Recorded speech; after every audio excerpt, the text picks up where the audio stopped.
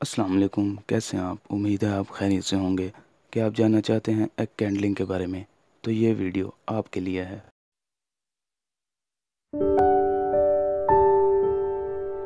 کینڈلنگ ایک بہت ہی آسان طریقہ ہے جس کے ذریعے آپ اپنے برڈز کے ایگز کی فرٹیلیٹی چیک کر سکتے ہیں۔ For example bridges, love birds, کوکاٹیلز and رنگ نیک ایٹسیکٹرا۔ برڈز اونرز کے لیے یہ جاننا بہت ضروری ہے کہ کیا ان کے برڈز ہیلدی چکس دیں گے۔ آپ بہت زیادہ محنت کرنے کے بعد مایوسی نہیں چاہیں گے۔ آپ کو چاہیے کہ ایگز کی فرٹیلیٹی چیک کریں کہ کیا ایگز فرٹائل ہیں یا نہیں۔ ایگ کینڈلنگ آپ کو بہت مدد دے گی۔ اس کے ذریعے آپ چک کو ایگ میں دیکھ سکتے ہیں۔ برڈ اونر کو اس کی بہت ایکسائٹمنٹ ہوتی ہے۔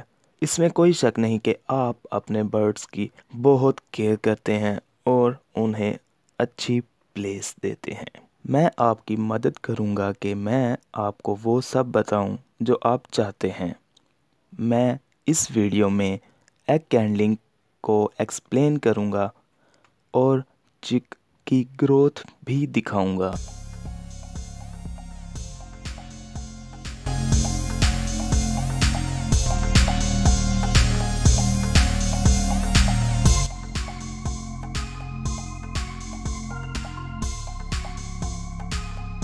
How does egg کینڈلنگ work? کینڈلنگ ایک یونیک طریقہ ہے جس کی مدد سے آپ ایگ کے اندر ایمبریو کو دیکھ سکتے ہیں۔ ایگ شیل میں ایمبریو کو دیکھنے کے لیے آپ کو بہت زیادہ روشنی والی لائٹ کی ضرورت پڑے گی۔ پاسٹ میں لائٹس کی جگہ کینڈلز یوز ہوتی تھیں، مگر اب نہیں۔ دنیا میں ہر کوئی ڈیجیٹل کی طرف جا رہا ہے، تو کینڈلز کی جگہ لائٹس نے لے لی ہیں۔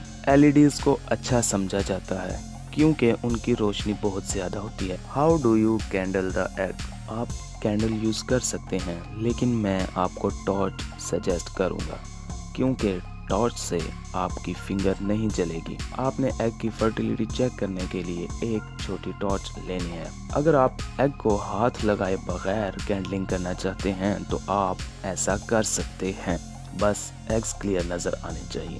اگر آپ کے پاس گلوز ہیں تو آپ گلوز یوز کرتے ہوئے ایگ کو فنگرز اور تھم کی مدد سے پکڑیں اور اسے لائٹ پہ رکھیں اور فل اٹینشن سے دیکھیں۔ اس میں کچھ غلط نہیں ہے۔ آپ کو چک کی ڈیولپمنٹ نظر آ جائے گی۔ اگر آپ کو ریڈ لائنز نظر نہیں آتی تو اس کا مطلب ہے کہ چک کی ڈیتھ ہو چکی ہے اور اب آپ کو اس ایگ سے چک نہیں ملے گا۔ Is it essential to candle your budgies egg؟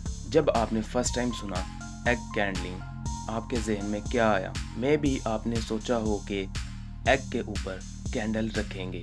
کینڈلنگ اس بات کا پتہ لگانے میں مدد دیتی ہے کہ ایگ ٹھیک ہے یا نہیں۔ یہ ضروری نہیں کہ آپ ایگ کے اندر دیکھیں، آپ کے پاس دوسری آپشن بھی موجود ہے کہ آپ چک نکلنے کا ویٹ کریں۔ میں بھی کینڈلنگ کرنے کی ضرورت ہو۔ نمبر 1، اگر مدر ایگ کو نیسٹ سے باہر پھینک دے۔ نمبر 2، یہ بھی ہو سکتا ہے کہ آپ کے برڈز کی فرسٹ بریڈ ہو، یا یہ بھی ہو سکتا ہے کہ آپ کے برڈز بہت ینگ ہوں۔ فرسٹ کیس میں آپ کو یہ جاننے کی ضرورت ہوگی کہ ایگ کی کنڈیشن ٹھیک ہے یا نہیں، اور اگر دوسرے کیس میں دیکھا جائے تو آپ کو یہ جاننے کی ضرورت نہیں کیونکہ آپ کا برڈ بہت ینگ ہے۔ کینڈلنگ کا بنیادی مقصد انڈے کی فرٹیلیٹی چیک کرنا ہے۔ کینڈلنگ کے دوران اگر کوئی آپ کو خراب ایگ ملے تو اسے فوراً ریموو کر دیں۔ خراب ایگ نیسٹ میں ٹوٹ سکتا ہے اور خراب ایگ فرٹائل ایگز کو خراب بھی کر سکتا ہے۔ ایسا کرنے سے آپ کا پورا کلچ بچ جائے گا۔ بجی چک ڈیولپمنٹ سٹیج۔ ایگ کینڈلنگ کرتے وقت آپ کو ایسا فیل ہو سکتا ہے کہ جیسے آپ ایکس رے دیکھ رہے ہوں۔ انکوبیشن کے 5 دن بعد آپ کینڈلنگ کر سکتے ہیں اور کچھ دن چھوڑ کے آپ دوبارہ کینڈلنگ کر سکتے ہیں۔ ایک بات یاد رکھنی ہے کہ کینڈلنگ کرتے وقت ایگ کی بڑی والی سائڈ لائٹ پہ رکھنی ہے جہاں ہوا موجود ہوتی ہے۔ بلڈ وینز دیکھنے کے لیے آپ ایگ کو گھما بھی سکتے ہیں۔ Here are the development stage۔ Day 1، جس دن ایگ لے کیا، کچھ ہینز اپنے فرسٹ ایگ پہ نہیں بیٹھتی جب تک کہ وہ سارے ایگز لے نہ کر لیں، اور کچھ فوراً ہی بیٹھ جاتی ہیں۔ ڈیورنگ دس ٹائم آپ نے برڈ کے ساتھ اس وقت زیادہ ٹائم سپینڈ نہیں کرنا۔ नेस्ट बॉक्स में थोड़ा बहुत देख सकते हैं। आपका जितना भी दिल करे आपने एग्स को हाथ नहीं लगाना। डे 5 to 7 अब वक्त है एग कैंडलिंग का। नाजुक एग्स को हाथ लगाने से पहले आपने हाथ अच्छी तरह वॉश कर लेने हैं ताकि एग्स में पैथोजेंस मतलब बैक्टीरिया, डिजीज़ या वायरस एग्स में ना जाए। इस स्टेज पर आप येलोइश यॉक या रेड वेन्स देखेंगे। अगर सेकंड व्यू देखें तो मतलब एग्स हेल्दी हैं, जबकि अगर पहला व्यू देखें तो इसका मतलब ये ऑपोजिट है, मतलब वेस्ट हैं। डे 8 to 17 इस पॉइंट पे एग्स में चिक डेवलप होना स्टार्ट हो जाता है। ये बहुत एक्साइटिंग स्टेज है। ये आपको उम्मीद दिलाती है कि आपके घर में एक न्यू जूनियर बजी आने वाला है। यानी फीमेल एग्स को प्रॉपर अटेंशन देती है और रोल करती है, मतलब एग्स की साइड चेंज करती है। When it comes to motherhood, budgies are not different from humans. budgies अपने एग्स की बहुत देखभाल करते हैं। एग में चिक बड़ा होने लगता है, एग डार्क होना स्टार्ट हो जाता है। डे 18 to 21 इन 4 डेज में हम एक्सपेक्ट करते हैं कि फर्टाइल एग्स में से चिक्स हैच होंगे। बजी चिक को एग से निकलने में 2 दिन भी लग सकते हैं। ये बहुत एक्साइटिंग प्रोसेस है। सबसे पहले चिक एग में एक छोटा सा होल बनाता है और वो बाहर आने के लिए ज़ोर लगाता है और फिर बाहर आ जाता है। जब चिक एग से बाहर आ जाएगा तो वो पिंक कलर का होगा, परों के बगैर और छोटी बंद आँखों के साथ। जब चिक एग से बाहर आ जाता है तो वो अपनी मदर पे डिपेंड करता है। उसको खाना पिलाना उसकी मदर का काम होता है और उसे गर्म रखना उसी की मदर का काम होता है।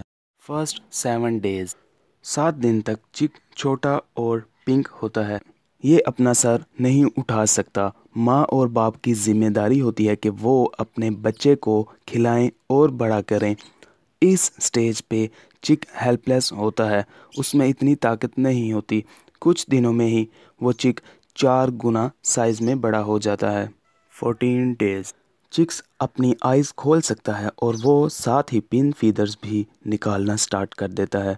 कुछ दिनों में चिक के फीदर्स बड़े एडल्ट पेरेंट्स जैसे हो जाते हैं और चिक मूव करना स्टार्ट कर देता है। इस स्टेज पे ब्रीडर्स चिक्स को हैंड फीडिंग स्टार्ट कर देते हैं।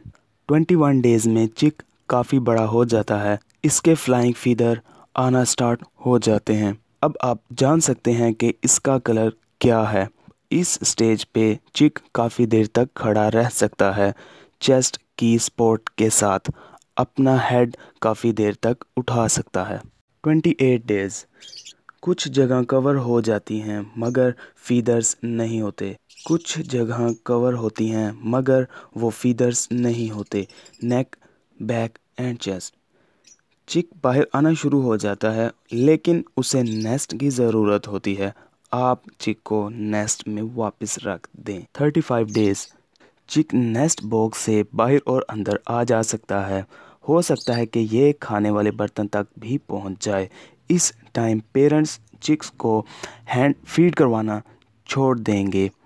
ये अच्छा होगा कि आप अगर चिक को सीड्स खाने दें और हैंड फीड भी दें, और ये परफेक्ट टाइम है कि चिक के फ्लाइट फीदर छोड़ के बाकी विंग्स क्लिप कर दें। 42 डेज़ एट वीक 6 अब ये चिक इस बियॉन्ड बेबी स्टेज में आ जाता है। ये बड़े बजी जैसा एक्ट करता है। ये जंप करता है और अपने आप को साफ करता है और बग़ैर डरे बॉक्स से बाहर आ जाता है। अब ये अपने पाँव पे खड़ा हो सकता है और पैरट्स की तरह कंफर्टेबल हो जाता है। 49 डेज़ इन वीक 7 7वें हफ्ते में पेरेंट्स ने खाना खिलाना छोड़ दिया होगा, लेकिन शायद वो चिक पेरेंट्स से फीड मांगेगा। चिक केज के ऊपर भी चढ़ सकता है पेरेंट्स से फीड लेने के लिए और थोड़ी बहुत मस्ती भी करेगा। वो नई चीज़ें एक्सप्लोर करेगा। इसकी एक्टिविटी देखकर आप जेंडर भी गेस कर सकते हैं। इस स्टेज पे मैं आपको रेकमेंड करूँगा कि आप चिक को सेकंड केज में शिफ्ट कर दें। 56 डेज़ अब इसे चिक कहना छोड़ दें। अब ये चिक नहीं है, اب یہ اڈلٹ دکھتا ہے لیکن ابھی اس نے اور بڑا ہونا ہے۔ چک پہ ابھی بارز ہوں گی، اس کے فیس کے اوپر سٹرپس تب ختم ہوں گی جب تک یہ مولڈ نہیں کرتا۔ فائنلی این اڈلٹ، جب برڈ 3 منتھ اولڈ ہوتا ہے فرسٹ مولڈ کرتا ہے، اس کے دوبارہ نئے فیدرز آتے ہیں، اس کی باڈی بارز ختم ہونے لگتی ہیں، فور ہیڈ کلیئر ہو جاتا ہے، سیر کا کلر چینج ہونا سٹارٹ ہو جاتا ہے۔ بٹوین 7 ویکس، 1 سال بھی لگ سکتا ہے۔ 6 ماہ کا ہونے کے بعد دونوں جینڈر سیف بریڈ کر سکتے ہیں، لیکن آپ نے بریڈ نہیں کروانا جب تک وہ 1 سال کے نہ ہو جائیں۔ آسان الفاظ میں 1 سال سے پہلے بریڈ What should نہیں you do کروانا۔ with the unwanted eggs؟ آپ نے ایگز کو کینڈلڈ کر لیا تھا اور آپ نے دیکھا تھا کہ یہ پرانے ہو چکے جو کہ چکس پروڈیوس نہیں کریں گے۔ What next؟ آپ نے فوراً ایگز کو ریموو کر دینا ہے۔ اگر ایگز انفرٹائل ہیں، ان کو نیکسٹ باکس میں رکھنے کی ضرورت نہیں ہے۔ How long does it take for a baby budgie to grow؟ Chicks کی پرورش تھوڑا مشکل پروسیس ہے جس میں آپ کی توجہ اور صبر کی ضرورت ہوتی ہے۔ میں آپ کو ایڈوائس دوں گا کہ آپ ایکسپرٹس کی اوپینین ضرور لیں، یا اگر آپ نیو ہیں تو آپ ویڈیوز دیکھیں، اس طرح آپ میں کانفیڈنس آئے گا اور آپ کا کم نقصان ہوگا۔ عام طور پر برڈس پیرنٹس پوری کوشش کرتے ہیں، بٹ آپ پیٹ اونر ہیں، آپ کو پتہ ہونا چاہیے کہ آپ نے کیا کرنا ہے۔ چک کو انڈیپینڈنٹ ہونے میں یا انوائرمنٹ میں ایڈجسٹ ہونے میں 20 to 23 ڈیز ریکوائرڈ ہو سکتے ہیں۔ اس ٹائم میں فیدرز آ چکے ہوں گے اور چک تھوڑے بہت سیڈز کھانا سٹارٹ کر دے گا۔ When can the baby budgie start to fly؟ بجی breeding میں سب سے بیسٹ ایکسپیرینس تب ہوتا ہے جب چک کو دیکھتے ہیں کہ وہ فلائی نہیں کرتا اور فیدر لیس ہوتا ہے، لیکن جب بجیز کے فیدرز کمپلیٹ ہو جاتے ہیں بٹوین 4 to 5 ویکس، سٹارٹ میں تو وہ شارٹ فلائی کرتا ہے لیکن آخر ایک دن وہ فلائی سیکھ جاتا ہے۔ How to prepare for the chicks arrival? For example, اگر آپ کے گھر میں جگہ کم ہے تو آپ کبھی پسند نہیں کریں گے کہ آپ کے گھر میں کوئی فرد ٹھہرے، کیونکہ آپ کے پاس ان کے رہنے کے لیے جگہ نہیں ہے۔ آپ اس چیز سے اوائڈ کریں گے۔ بالکل اسی طرح برڈز میں بھی ایشوز ہو سکتے ہیں۔ آپ نے کیا کرنا ہے؟ آپ نے ایڈوانس میں ینگرز کے لیے یعنی بیبی بجیز کے لیے کیج تیار رکھنا ہے۔ Build a بجی ایویری۔ اگر آپ بہت زیادہ بجیز رکھنا چاہتے ہیں اور آؤٹ ڈور ایویری بنانا چاہتے ہیں، آپ نے برڈز کے فلائی کے لیے بہت زیادہ سپیس دیں، سن لائٹ اور فریش ایئر انجوائے کریں گے۔ آپ اس ایویری کو پرماننٹ بھی یوز کر سکتے ہیں یا کچھ وقت کے لیے بھی۔ شاید آپ کو سردیوں کے سیزن میں اس کو گرم رکھنے کے لیے کچھ احتیاط بھی کرنی پڑے گی۔ Look for accessories. برڈز کو مصروف رکھنے کے لیے کسی چیز کی ضرورت ہوگی، سم تھنگ لائک ٹوائز۔ ایسے ٹوائز جو آسانی سے مل جائیں اور وہ نازک بجیز کو نقصان نہ پہنچائیں، like swing پرچز، organic چیویبل woods, balls et cetera. ان کا انتظام لازمی کریں۔ Get proper feeding programmes for بجی chicks. Market میں چکس کے لیے مختلف قسم کی فیڈز اویلیبل ہیں۔ ان میں سے کسی بھی فیڈ کو پرچیز کرنے سے پہلے انشیور اٹ کہ چکس کو کافی زیادہ نیوٹرینٹس، وائٹامنس اور منرلز کی ضرورت ہوتی ہے۔ فیڈ پرچیز کرنے سے پہلے ایکسپرٹ سے مشورہ لازمی کر لیں تاکہ آپ صحیح فیڈ یوز کروائیں۔ What can cause a budgie chick to die؟ ایک دن میں 5 بار ایگ روٹیٹ نہ ہونا، تب ڈیڈ انشیل ہو سکتا ہے۔ نمبر 2، ٹیمپریچر بہت زیادہ ہائی یا لو ہو جانا۔ نمبر 3، ایٹماسفیئر بہت زیادہ ڈرائی ہو جانا۔ نمبر 4، ایگ کو شیک کیا جائے یعنی زور سے ہلایا جائے۔ نمبر 5، زہریلی ہوا اور پیسٹی سائڈز ختم کرنے کے لیے آپ اگر اسپرے یوز کرتے ہیں تو وہ کھانے یا پانی کے برتن میں جاتا ہے۔ نمبر 6، مال نیوٹریشن۔ باٹم لائن، کسی بھی بریڈر کا سب سے بیسٹ ایکسپیرینس بجیز پالنے میں ہوتا ہے۔ اگر آپ اس میں کامیاب ہونا چاہتے ہیں تو آپ کو اس میں بہت زیادہ انٹرسٹ، ایفرٹس کی ضرورت ہوتی ہے۔ جیسا آپ سوچ رہے ہیں یہ اتنا مشکل بھی نہیں ہے، آپ کو صرف بیسکس سیکھنے کی ضرورت ہے۔ اپنی سکلز امپروو کریں اور نیو چیلنجز کے لیے ہمیشہ تیار رہیں، جس کی ضرورت کبھی بھی آ سکتی ہے۔ ایگ کینڈلنگ ضروری نہیں ہے، بس اس سے آپ کو تھوڑی کک ملتی ہے کہ ایگ میں چک ہیلدی ہے۔ جیسا کہ آپ پیٹس پالتے ہیں تو ہمیشہ ایکسپرٹس کی ایڈوائس ضرور لیں گے۔ مجھے امید ہے کہ آپ ہماری انفارمیشن سے سیٹسفائیڈ ہو گئے ہیں اور آپ کو وہ مل گیا جو آپ چاہتے تھے اس ویڈیو میں۔ Thank you.